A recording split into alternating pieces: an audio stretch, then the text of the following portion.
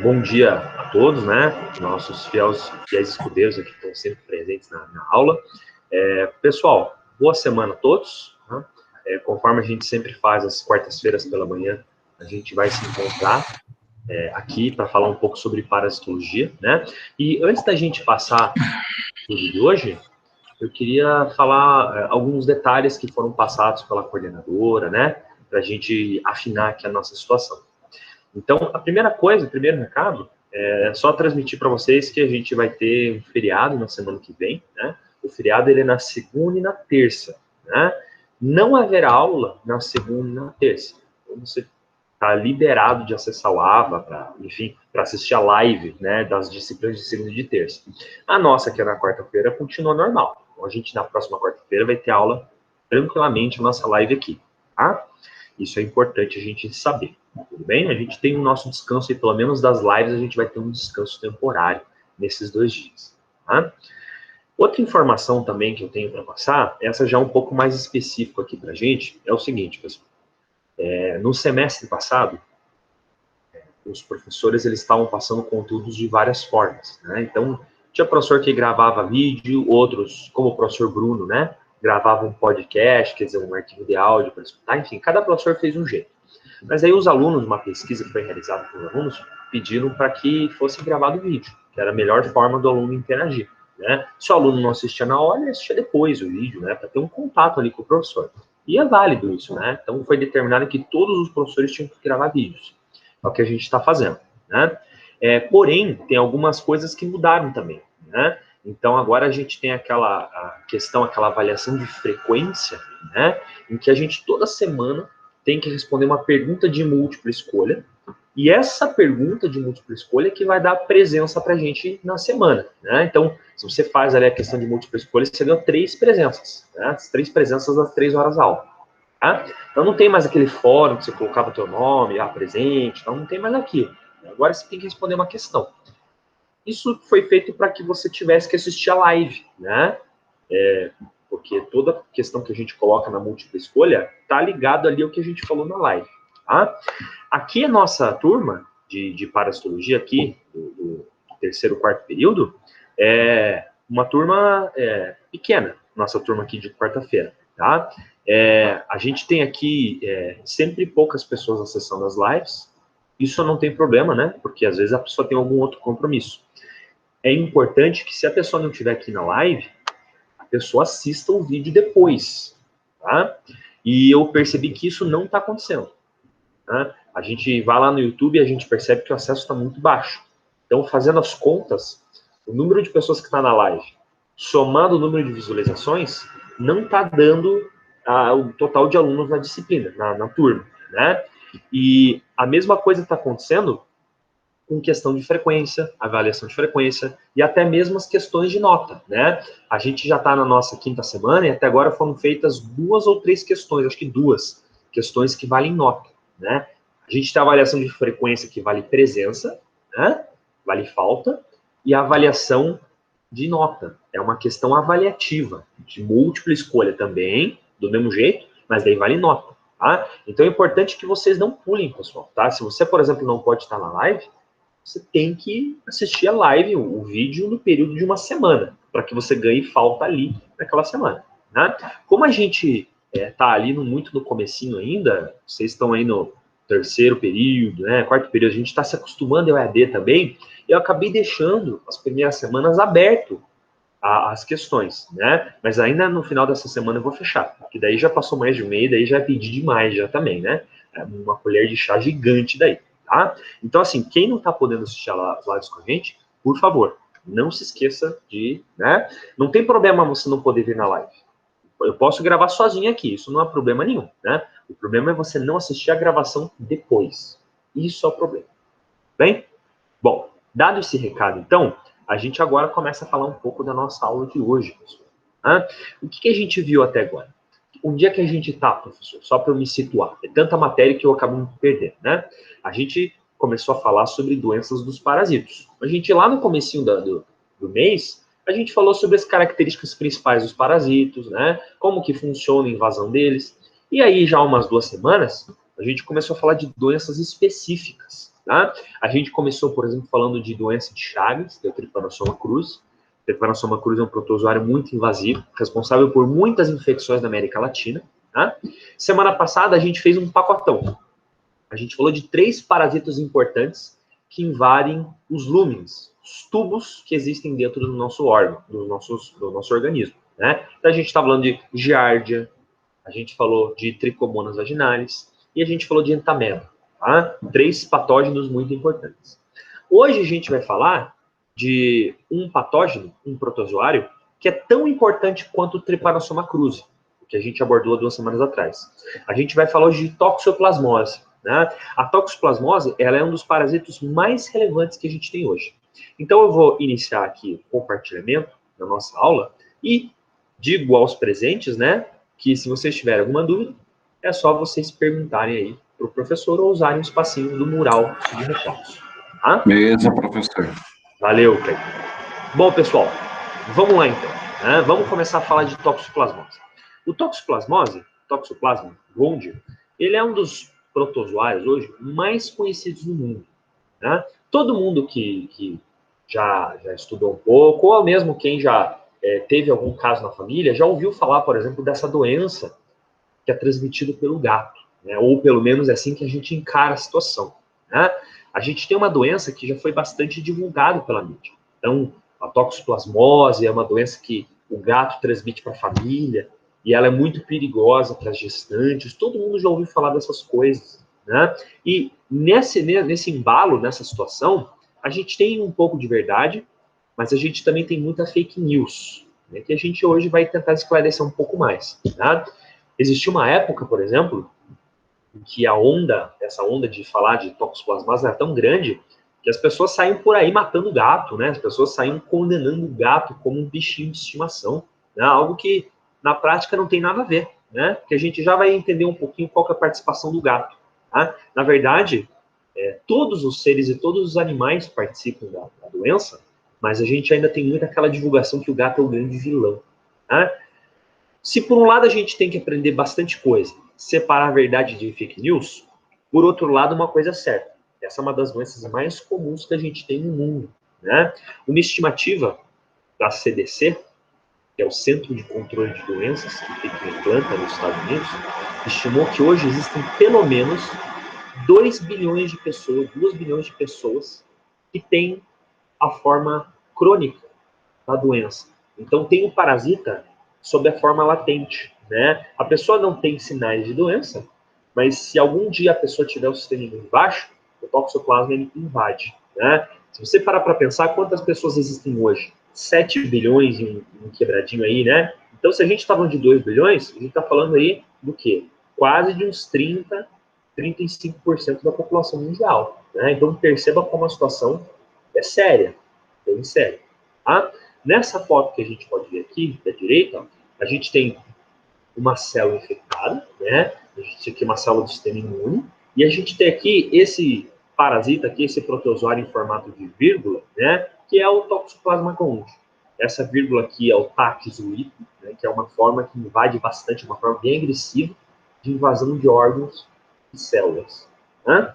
A gente vai falar melhor sobre ele. Aqui a gente tem um mapa mundi, né, mostrando para a gente aqui a incidência da toxoplasmose, né, pelo mundo. Tá? Pode perceber que quanto maior a coloração avermelhada, maior a taxa de incidência. E aqui é uma doença interessante, porque a gente percebe que tem algumas doenças que a gente fala que essa doença é mais comum de países pobres, né? Ou essa doença aqui é mais comum de países que têm crianças desnutridas. A gente sempre tem uma fórmula, um rótulo para aplicar. Né? Você pode ver que aqui a toxoplasmose não tem muito desse tipo de coisa, não. A toxoplasmose está difundida em vários tipos de país. Você pode perceber que hoje, nos lugares mais comuns de doença, né? Olha só, a gente tem aqui, ó, né? Canadá, Estados Unidos, tá? Brasil tem alguma concentração, Chile a gente tem bastante, e a gente tem aqui, ó, o leste europeu, né, sendo tomado com bastante incidência também de casos, né? Então, Alemanha, França, Espanha, Croácia. Então, você percebe que a doença ela é generalizada. Tá? E é interessante que no Brasil, a gente tem bastante caso. Nós não somos os líderes de toxoplasmose, né? Mas a gente tem uma relevância, assim, mundial. A gente pode ver que o mapa está, né, levemente corado, né? E a gente tem aqui um perfil. Essa é uma doença que se encontra principalmente em regiões metropolitanas e em regiões rurais, né? Por que região rural, professor?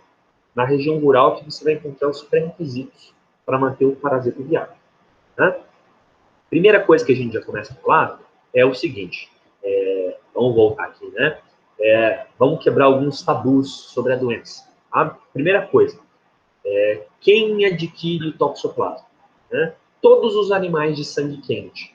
A gente está falando de mamíferos, como cão, gato, animais selvagens e até mesmo aves. Né? O detalhe é que de todos os animais de sangue quente, o gato é o hospedeiro definitivo. Se você lembra das nossas primeiras aulas, a gente fala que o hospedeiro definitivo é aquele que vai ter os parasitos se reproduzindo. Né? Todos os outros, fora o gato, são hospedeiros intermediários. E o gato elimina a doença nas fezes. Né? Já os outros animais, não. Os outros animais, eles vão conter, né, vão hospedar o parasita na sua musculatura. Né? Acontece quando a gente fala, então o gato ele elimina pelas fezes toxoplasmose. Isso é verdade. Né? Mas a gente tem que lembrar o seguinte, nem todo gato vai realmente albergar o parasita. A gente está pensando que todo gato aí da região urbana tem toxoplasmose, não é assim que funciona. Né? Gato de prédio, gato de casa, ele não é um gato que tem muita toxoplasmose. Né? Os gatos que geralmente têm toxoplasmose são aqueles gatos de áreas rurais, né? E gatos que têm ciclo silvestre. Se a pessoa, por exemplo, tem gato que costuma... Bom, muitas pessoas têm esses gatos, né? A pessoa costuma, o gato, passar o dia inteiro, por exemplo, né? E volta só 1 hora do dia para comer e já vai embora. Tipo, o gato só vem filarrando, né? Esse gato é possível que tenha toxoplasmose. Né? Mas aquele gatinho que fica o dia inteiro dentro de casa, com a família, um pet, né? Esse gato, a chance de ter toxoplasmose é pequena. Né? Outra coisa que é comum são gatos de abrigos. Né? Então, às vezes você adotou teu gato de uma ONG, por exemplo, né? O gato, você não sabe muito a procedência dele, é possível sim que ele tenha daí toxoplasmose. Tá? Mas a gente vai entender hoje que não basta você ter um gato com toxoplasmose. Né? Isso é só uma ponta do iceberg. Muitos fatores precisam acontecer e que a gente faz e normalmente ignora. Né? Já vamos falar sobre isso. Tá? Bom, para a gente entender um pouquinho como funciona o ciclo de vida desse parasita, a gente tem aqui as 3 formas evolutivas dele. Né? Então, a gente está falando de um parasita, um protozoário bem complexo. Que à medida que vai passando de um animal para o outro, ele vai se modificando. Né? Já falou que a maior parte dos protozoários tem formas de vida. Tá? Então, a primeira coisa são os oocistos. Olha o nome. Né? Por que se chama oocisto? Né? O oocisto é porque ele parece um ovo. Né? Então, você pode perceber aqui, ó, aqui a gente tem um esfregaço de fezes. A gente pegou um pouco de material fecal, centrifugou, né? E aí a gente levou para o microscópio. O que a gente percebe aqui? A gente tem vários ovos, ou seja, vários oocistos, né? E dentro desses oocistos, a gente tem formas menores, que são chamadas de esporozoítos. Esporozoíto lembra que eu falava esporos, né? Porque ele está dentro de um ovo, e é justamente o esporozoíto que vai ser responsável por contaminar a pessoa, né?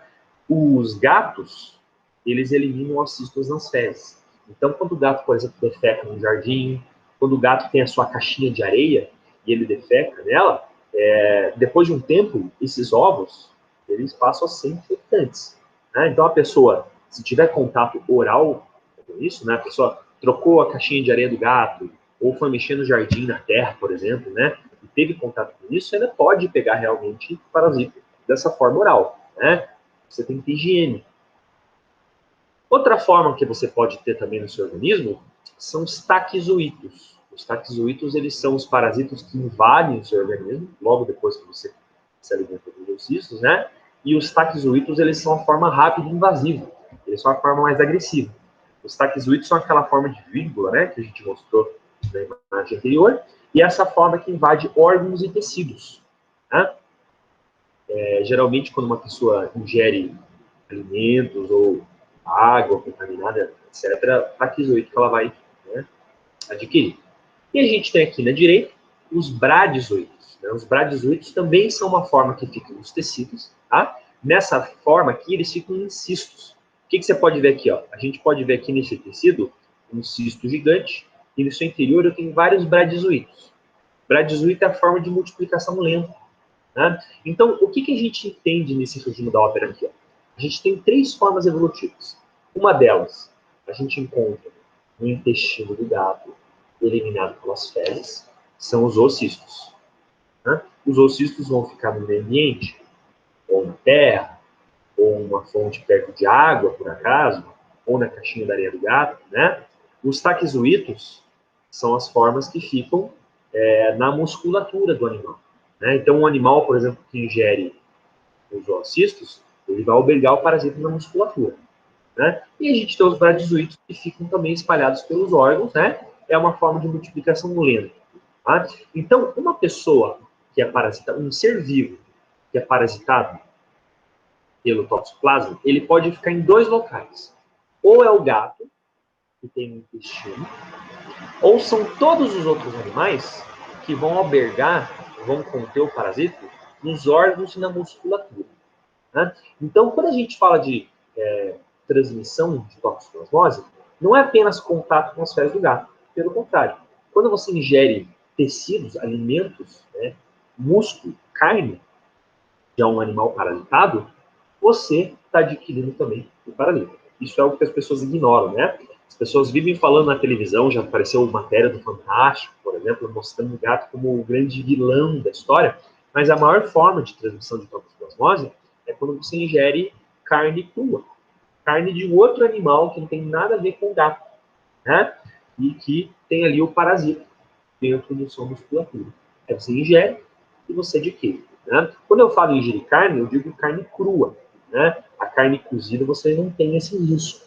Né? Ou, por exemplo, outras vísceras, por exemplo, né? Porque o toxoplasma pode invadir vários órgãos. Tá? Bom, aqui a gente tem o ciclo de vida do toxoplasma, da toxoplasmose. Né? É um ciclo de vida simples, né?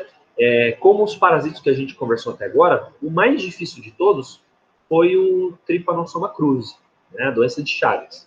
Os parasitas da semana passada não tinham muito problema, né? O ciclo de vida era simples. O toxoplasma ele tem um ciclo de vida simples. O problema só é que ele tem 3 formas evolutivas. Então a gente demora um pouco para entender, né? Vamos começar a entender então como que funciona. Repetir o que eu acabei de falar, né? A gente tem aqui o gatinho no passo A, né? O gatinho ele ingere alimento cru, por exemplo, né? Ele vai predar, ele vai se alimentar de um animal que tem toxoplasma na musculatura. É comum, por exemplo, o gato ingerir um camundongo, né? Um camundongo que tem toxoplasma na musculatura, tá? O gato é um predador, né? O gato ele não pode ver um bichinho que ele já pega, né? E é interessante que, para tu ver como a natureza funciona, né? Quando o roedor, o camundongo, um rato, por exemplo, no ambiente, ele tem toxoplasmose, ele manifesta uma toxoplasmose, vai para o cérebro, parasita, né? E o bicho ele fica meio lesado, ele fica meio assim, demente, né? Ele, por exemplo, sai à luz do dia, ele perde um pouquinho o controle do seu comportamento, né? Quem não sabe, o rato é um animal noturno, né? Você não costuma ver rato à luz do dia, a não ser que ele esteja fugindo, né? Mas você não costuma ver rato por aí, todo lugar de dia. Ele tem hábito noturno. Quando você tem um rato infectado por toxoplasma, ele sai por aí meio-dia, né? O sol bonito ali sai. Por que isso? O parasita manipula, uma forma evolutiva do parasita manipular o hospedeiro para facilitar que o gato coma ele. O parasita quer o quê? O parasita quer infectar o gato, que infectar todo mundo. Né? Bom, o gato, no momento que ele se alimentou de um animal que tem toxoplasma, ele é o hospedeiro definitivo. Então, no intestino do gato, ele vai começar a eliminar nas suas fezes oocistos. Tá aqui, ó. O oocisto aqui, ó. O oocisto não esporulado, né? Aí ele está aqui na caixinha de areia dele, ele defeca, né? E quando ele contaminou a areia dele, ou a terra, a grama da casa, enfim, né? Esses ovos, eles ficaram esporulados, ou seja, eles estão formando os esporozoítos, né? A partir desse momento, se alguém ingere essa por contato, né, da boca, limpou areia do gato, né? Ou tomou água que estava ali contaminada com os ovos, aí a pessoa vai albergar no seu organismo o taquizoído. Para que o taquizoído? Né? Ele vai ficar na musculatura do indivíduo, ou sob a forma de taquizoído, que é aquela forma de multiplicação rápida, que invade vários órgãos, ou bradizoído, que é essa forma que fica dentro dos músculos aqui. Né? É um cisto que está cheio de parasitas. Então, a pessoa, que o ser humano, por exemplo, que se infecta, manipulou, teve contato, colocou na boca a mão, teve contato com fezes de gato, nem sabe que teve, né? A terra estava contaminada, enfim. A pessoa, ela vai ter invasão dos seus órgãos, né? Por exemplo, musculatura, olhos, cérebro, pulmões. E o toxoplasma vai para vários órgãos. Tá? De todas as pessoas que têm um maior risco de desenvolver toxoplasma, talvez o perfil de maior risco sejam as gestantes. Né? A gente já vai entender o porquê. Tá? Aqui a gente repete um pouquinho do ciclo, né? Para a gente entender. Então, a gente tem aqui na natureza vários animais, né? Então, desde aves até roedores, né? E esses animais aqui, como a gente falou, eles têm na sua musculatura, no seu fígado, vários órgãos ele tem o parasito, né? Naquela forma de taquizoído ou pradizoído, forma que se multiplica. Aí o gato, um belo dia, vai predar esses animais. O gato come ali uma pombinha, né? Come ali um camundongo. A partir desse momento, o parasita passou para ele. Né? No seu intestino, ele vai liberar esses oocistos, esses ovos, né? E a partir disso, o parasita se multiplica dentro dele. Quando ele defeca, ele vai liberar esses animais, né? Esses parasitas assim, e toda pessoa que tiver contato com suas fezes vai ter o quê? Ó? Vai ficar na musculatura e vai começar a se dividir. Bem?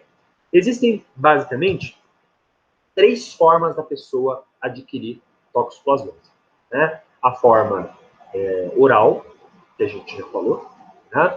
A forma congênita, que é a mais perigosa de todas, quando a mãe passa para o feto durante a gestação. Esse talvez seja o maior problema da toxoplasmose, uma gestante que passa para o seu feto, para o seu filho, né? Durante o período da gestação. E também a forma de transfusão de sangue. A pessoa ela pode adquirir por transfusão de órgãos, desculpa, não de sangue, de órgãos, ela pode adquirir toxoplasmose.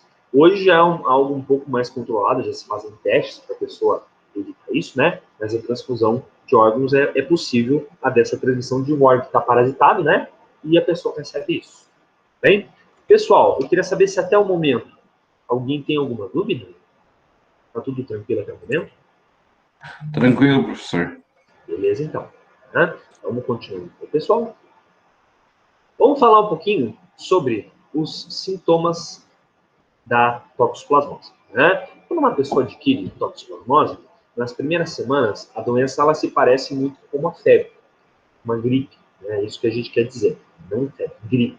Né? Então a pessoa fica com dor muscular, a pessoa tem febre, cansaço, né? Ela tem aquela moleza no corpo, dificuldade de trabalhar, né? Mas aí em 2 semanas isso passa. A maior parte das pessoas tem esse estágio febril e um tempo depois fica assintomático, fica sem sinais. Né? O problema são aquelas pessoas que, quando tiverem contato com toxoplasmose, elas estavam imunocomprometidas. No momento que tiveram contato com o parasita, essas pessoas estavam com o sistema imune fraco. Qual que é o problema disso? No momento que o parasita entrou nessas pessoas, ele foi invadir os órgãos e tecidos. Foi mais ou menos mostrar aquele ciclo de vida que eu acabei de passar para vocês. Né? Então, no momento que você tem contato pela primeira vez com o parasita, é importante saber como estava o teu sistema imune. Se o teu sistema imune estava forte, possivelmente você não vai pegar nada. Se você estava com o sistema imune debilitado, isso é grave. Por quê? Porque você agora vai ter invasão de órgãos e tecidos. E não quer dizer que você vai ficar com sinais. De tempos em tempos, quando você tiver baixa do sistema imune, você pode perceber algum sintoma, algum sinal, né? É comum, por exemplo, pessoas que desenvolveram, foram invadidos olhos, por exemplo, ficaram com cistos nos olhos, e as pessoas têm dificuldade de enxergar sem óculos, né? De tempos em tempos as pessoas começam a ver um pouco embaçado, atrapalha um pouco a visão. O que é isso? Isso aí são cistos com bradizoítos no sistema ocular. né? Também é comum você ter cistos nos pulmões, na musculatura e até mesmo no cérebro, né? A pessoa pode ter de tempos em tempos algumas preocupações, porque os parasitas são liberados, se multiplicam e tudo isso causa um sinais nas pessoas, né? Eu já tive, por exemplo, alunos que tinham cistos de toxoplasma, né? E de tempos em tempos tinham que ir no oculista, porque tiveram bastante incômodo nos olhos, né? O que é isso? Os cistos que de vez em quando podem se reagudizar, certo?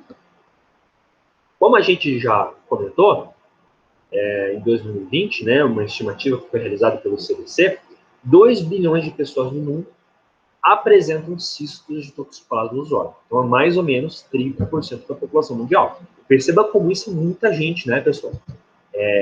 Provavelmente, um de nós tem, ou um de nós, certo, que conhece uma pessoa que tem. Talvez nem saiba que tem um parente nosso, ou até mesmo a gente. Nunca houve a situação de você reagudizar, né? Mas 30% da população mundial é muita coisa.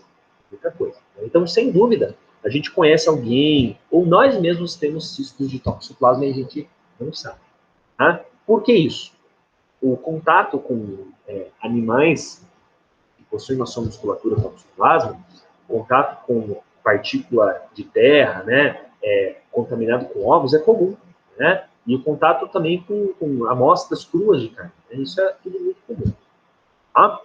Bom, eu falei que talvez de todos os perfis que a gente tem de problema, o principal problema realmente seja a forma congênita.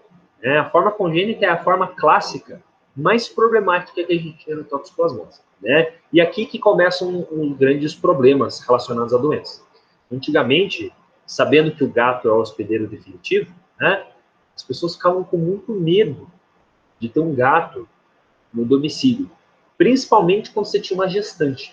Então, a mulher descobria que ela estava grávida, por exemplo, né, ia começar a gestação, e a pessoa já abandonava o seu gato, já doava o seu gato, né, às vezes abandona na rua mesmo, né, e não é assim que funciona a coisa, né. O problema da toxoplasmose para as gestantes é que a gestante que não teve contato com o parasita durante a vida inteira e acaba tendo contato durante a gestação, ela pode passar sim o parasita pela via placentária, transmitir para o seu feto, né? E uma vez invadindo o feto ele vai ter o seu cérebro, os seus órgãos invadidos pelo parasita e isso pode causar dor, vários problemas, né? Até problemas ósseos é possível que seja causado, né? Mas uma pessoa que já teve contato, uma mulher que já teve contato com o parasita, e engravida depois, não existe problema nisso. Tá? Então aqui a gente tem uma frase muito importante. E você, como farmacêutico, você tem a missão de espalhar a informação da forma correta. Né? Olha só, a transmissão fetal da toxoplasmose ocorre quando a prima infecção, ou seja, a primeira infecção que a pessoa tem na vida, é na vigência da gestação. Então, o grande problema são as gestantes que nunca tiveram contato com o toxoplasma. Uma mulher, por exemplo, que tem um gato e fica grávida, essa mulher, a chance dela ter algo é zero, né? A não ser que o gato tenha tido contato pela primeira vez. É por isso que é muito importante você saber qual é a saúde do seu animalzinho e como está a tua saúde, né? Não adianta você ter um animal de estimação e não fazer ideia de como está a saúde dele. Não. Se você tem um gato, você tem que buscar conhecer um pouquinho como está a saúde dele, né? Assim como a sua saúde. Né? Então é interessante, por exemplo, a pessoa sempre fazer exames periódicos, né? Principalmente se ela pensa realmente em engravidar. Né? Quando a gente tem, por exemplo, uma mulher gestante, no terceiro mês de gestação a gente tem o que a gente chama de pré-natal. O que é o pré-natal? Pré-natal você não está fazendo só ultrassonografia para ver o bebezinho ali dentro, né? No útero. Você também vai fazer alguns exames infecciosos para você descobrir se você tem rubéola, toxoplasmose, né? Herpes vírus, né? Vários tipos de doenças infecciosas que podem comprometer a sua saúde e a saúde do feto. Então, o pré-natal é fundamental para o acompanhamento da gestação. Tá? Então, aqui a gente tem, por exemplo, uma gestante que está alimentando seu gatinho, né? E, na prática, é aquilo que eu falei lá no começo da aula, né? O gatinho doméstico, o pet, aquele gatinho que não tem contato selvagem, né? Não é aquele gato que fica saindo por aí vários dias depois volta para casa, ele não é um gato que tem toxoplasmose. Ou melhor, dificilmente ele tem contato, né? Um gatinho, por exemplo, que está acostumado só a comer ração, não tem problema nisso. O problema é aquele gato que some da tua casa, volta vários dias depois, né? Aquele gato roeiro mesmo, né? Você não faz ideia do que ele come. Um gato que você acabou de pegar de um abrigo, esse gato é um gato potencialmente infectado. Aí você tem que investigar um pouco melhor, ok? Bom, aqui a gente tem uma foto do Toxoplasma gondii, o ocisto, né? Então aqui a gente tem o próprio ovo, né? Que contém ali os esporozoítos e que a pessoa vai adquirir pela ingestão, né, de água ou contato direto com as fezes. Tá? Aqui a gente tem os taquizoítos, aquela forma que o professor falou, que vão invadir o teu órgão logo depois que você tem contato com o parasita. Eles vão se localizar em músculos, mas também em órgãos, né, como o cérebro, os pulmões, né, musculatura, fígado. E aqui a gente tem o cisto, que é o bradizoíto. Né? Quando você, por exemplo, já foi infectado, você vai albergar cistos contendo bradizoítos. É a forma latente que o parasito fica no seu organismo. O taquizoíto aqui na esquerda tem uma multiplicação rápida, e o bradizoíto aqui na direita já é uma multiplicação mais lenta. Né? Bom, quando a gente fala de diagnóstico de toxoplasmose, o professor tem a responsabilidade de mostrar todas as formas de diagnóstico. Né? Isso não quer dizer que a gente execute todas elas. Existem algumas que são mais famosas. Tá? Não é a tua obrigação você decorar nomes de diagnóstico, mas a gente também não pode fingir que isso não existe. A gente tem que mostrar tudo. Tá? Existem algumas formas que são mais comuns do que outras. Existe, por exemplo, cultivo celular, quando você coloca o parasito em fibroblastos, garrafinhas, né? E você leva para incubar. Existe uma forma que é o PCR. PCR é mais ou menos igual ao do coronavírus, que a gente fala o RT-PCR, né? A gente tenta detectar o material genético do coronavírus dentro da gente, certo? Se o teu PCR dá positivo para o coronavírus, é porque você encontrou o DNA dele no seu corpo. Não tem conversa, não tem enrolação. Se o PCR deu positivo para o coronavírus, é porque você está com o vírus em você. O toxoplasma é a mesma coisa. Se dá positivo no PCR, é porque você tem ou já teve o toxoplasma. Né? Outro teste que é comum também é a prova biológica. É quando você, por exemplo, pega uma amostra de uma pessoa, fluido, né, de sangue, por exemplo, e você inocula em animaizinhos de laboratório. E você espera ele manifestar a doença. O animalzinho vai servir de cobaia. Né? Não está muito comum hoje, mas já foi comum no passado. Tá? Existem também algumas formas que é aglutinação direta, aglutinação de látex. O que é isso? É quando você coleta a amostra de uma pessoa e você detecta a presença de anticorpos. Né? Se você tem anticorpos contra o toxoplasma, você vai aglutinar. Você pode ver o que aqui, ó. Você pode ver que alguns dessas bolinhas aqui, ó, tem uma espécie de farinha aqui no meio. Vocês estão vendo? Essas amostras aqui, ó, estão mostrando que, ó, que o anticorpo encontrou um antígeno lá do parasita. Se você esqueceu o que é antígeno, a gente falou que antígenos são aquelas estruturas dentro do parasita que são responsáveis por se ligar aos anticorpos, né? Então você consegue ver isso aqui a olho nu. Olha só, essa é uma reação aqui, ó. Positiva, positiva, aqui desse lado positiva, aqui embaixo positiva, enfim. Quando está totalmente vermelho, é negativo. Tá? A gente também tem uma aglutinação indireta, quando você tem o parasita, ele consegue formar grumos com as células do sangue, né? Então você consegue ver essa formação de grumos, que se chama hemaglutinação, hema de sangue, né? Você consegue verificar a quantidade de anticorpos que a pessoa tem. E uma das formas mais comuns que a gente tem de diagnóstico é a imunofluorescência. O que a gente está vendo aqui, pessoal? A gente utiliza anticorpos fluorescentes para se ligar a uma amostra biológica da gente. Né? O que vocês podem ver aqui? Ó? Eu estou vendo uma das formas evolutivas, os taquizoítos, eles estão brilhando. Né? Por que eles estão brilhando?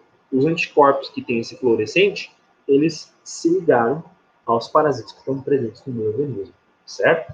Você percebe que tem muitos tipos de diagnóstico, né, pessoal? Geralmente, as instituições, os hospitais, por exemplo, os laboratórios de referência, eles vão adquirir uma ou outra forma de diagnóstico.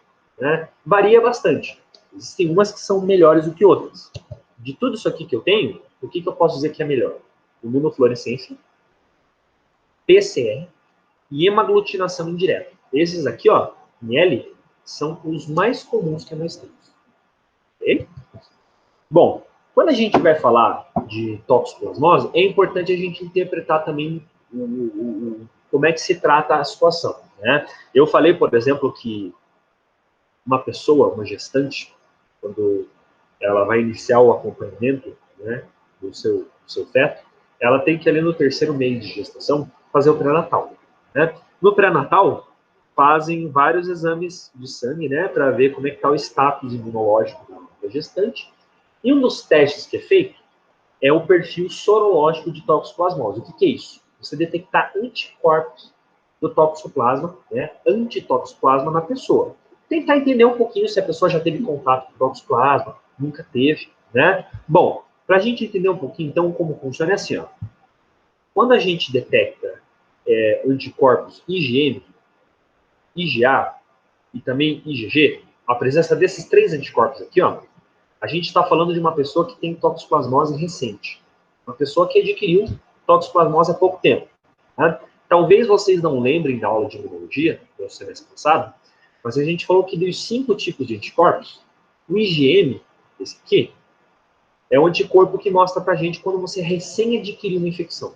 Ele é o primeiro contato que a gente tem contra uma doença que nunca viu, certo? Se você está vendo a doença pela primeira vez na vida, você vai produzir o quê?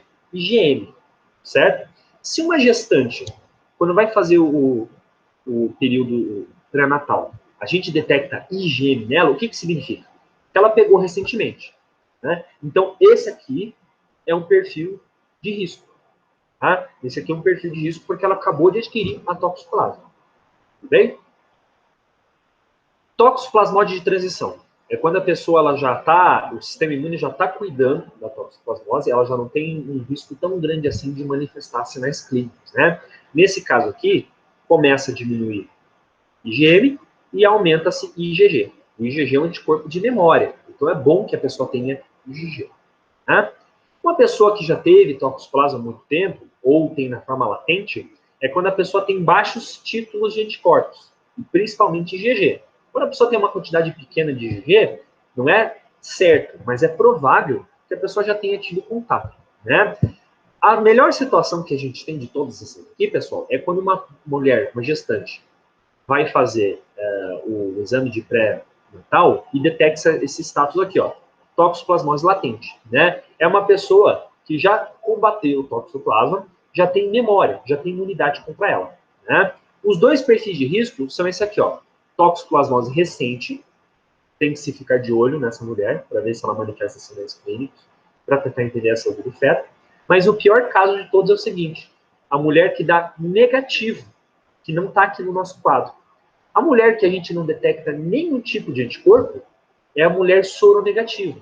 O que é uma mulher soronegativa? Uma mulher que nunca viu parasita antes.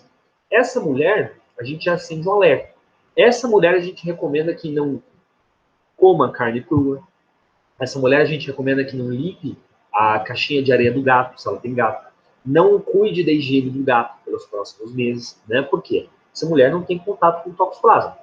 Se essa mulher tiver contato com o parasita durante a gestação, é muito provável que o parasita passe pela placenta e cause sinais graves no seu feto. Né? Então, entenda a diferença que a gente tem entre os casos. Né?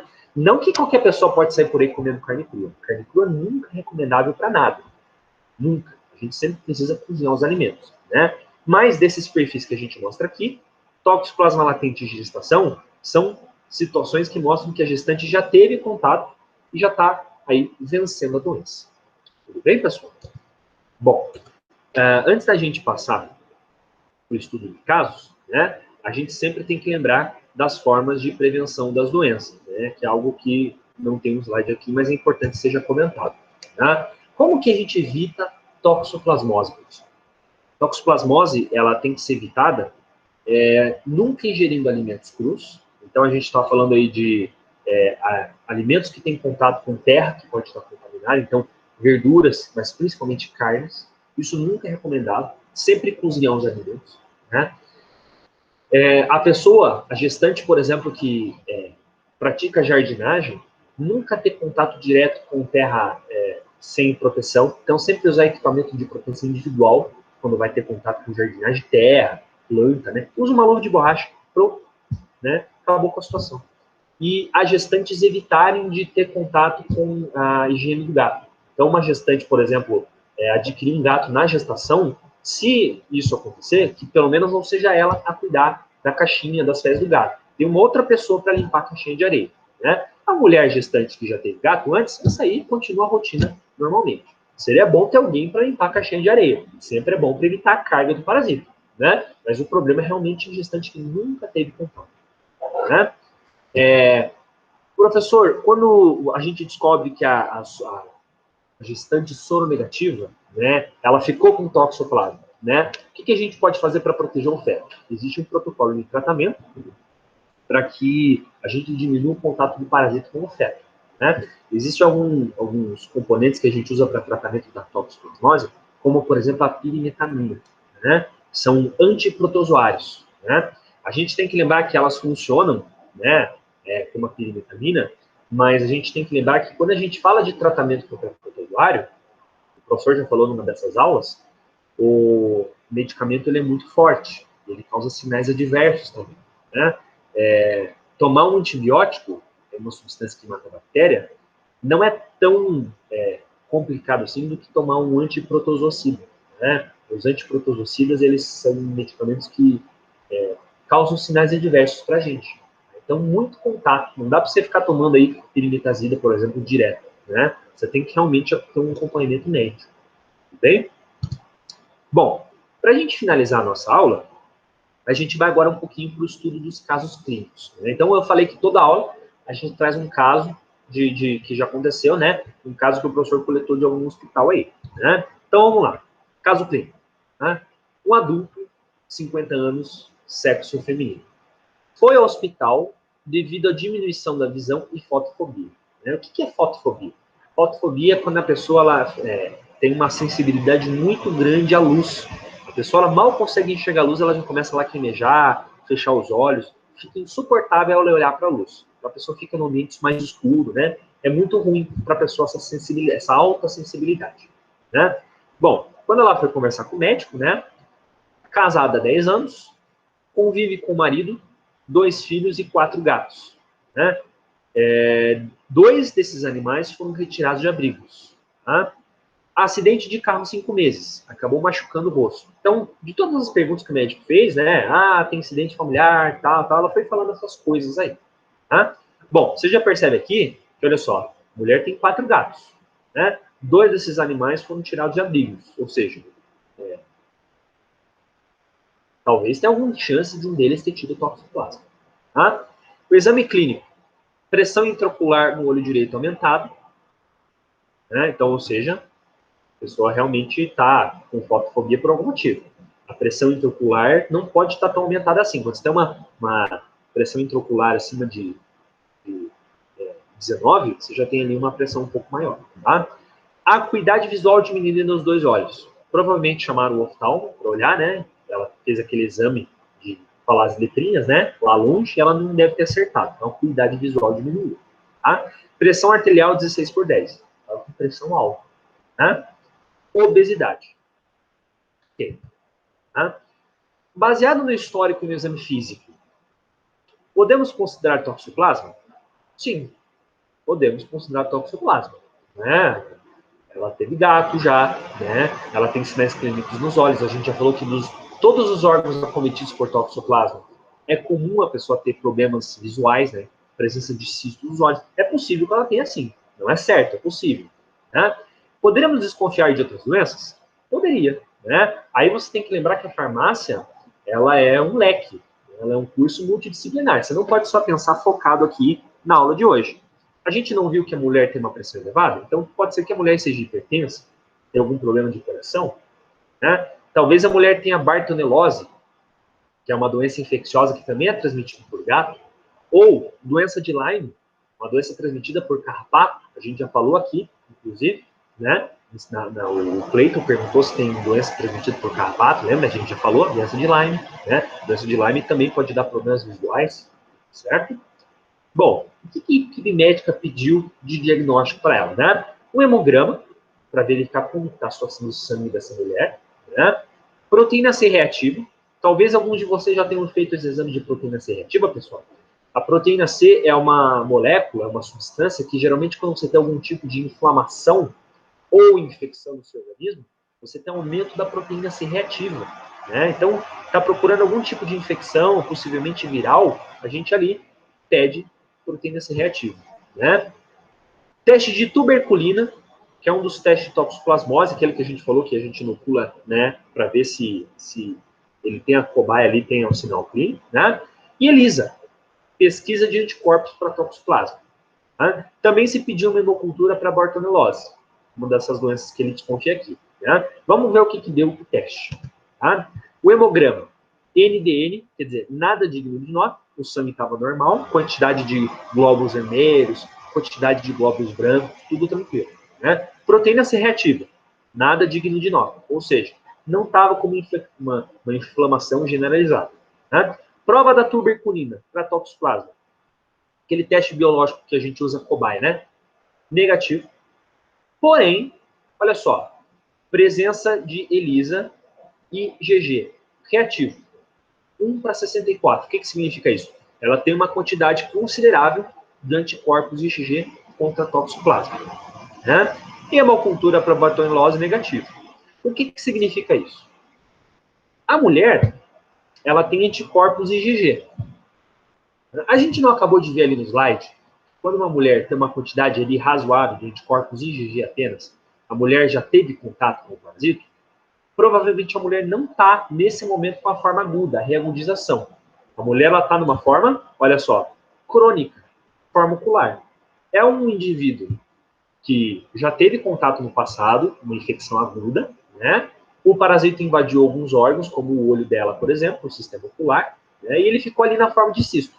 De tempos em tempos, pela reagudização, o sistema imune dela diminuiu, alguma coisa assim, né? A doença se reagudiza, ou seja, os parasitos voltam a se multiplicar. De tempos em tempos, a mulher pode ter alguns problemas, né? Possivelmente, o que vai ser feito ali? Vai ser colocado algum colírio para diminuir a pressão intraocular, alguma coisa assim, né? Para os sintomas voltarem ao normal, certo? Esse é um caso, então, de uma mulher que já teve a forma da doença crônica. Né? Existem muitos casos por aí todos os dias assim, né, pessoal? Que a pessoa manifesta a doença desse jeito. Tá? Bom, do que eu tinha a passar para vocês hoje, é isso. Né? Eu gostaria de saber se algum de vocês tem alguma dúvida, pessoal. Professor. Oi. Quando o gato, se ele já teve contato alguma vez com a toxoplasmose, ele sempre vai ter e ele sempre vai poder estar passando? Não, nem sempre. Tá? O gato é o hospedeiro definitivo. Então, o gato ele vai ficar com o parasita na parede do músculo, né? Na parede do intestino. O músculo liso lá do intestino. Né? Tudo depende do sistema imune do animal. Nem todo animal que é positivo para toxoplasmose é um animal que está eliminando os oocistos continuamente. Tá? Na prática, assim, quando a gente fala isso, um animal que já teve toxoplasma provavelmente vai voltar de tempos em tempos a eliminar. Né? Mas para uma pessoa que já tem contato há anos com o gato, isso não tem problema, porque a pessoa já deve ter tido contato com toxoplasmose de várias outras formas, certo? Então, respondendo de forma objetiva, respondendo a tua pergunta, né? Ele vai ter picos, que ele vai eliminar mais e vai eliminar menos, tá? Alguns casos, o sistema imune elimina completamente. A maioria dos animais, de tempos em tempos, vai ter picos de eliminação. Certo?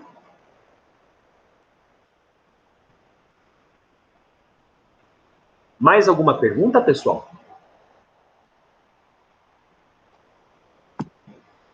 Tudo. Tá tranquilo, professor.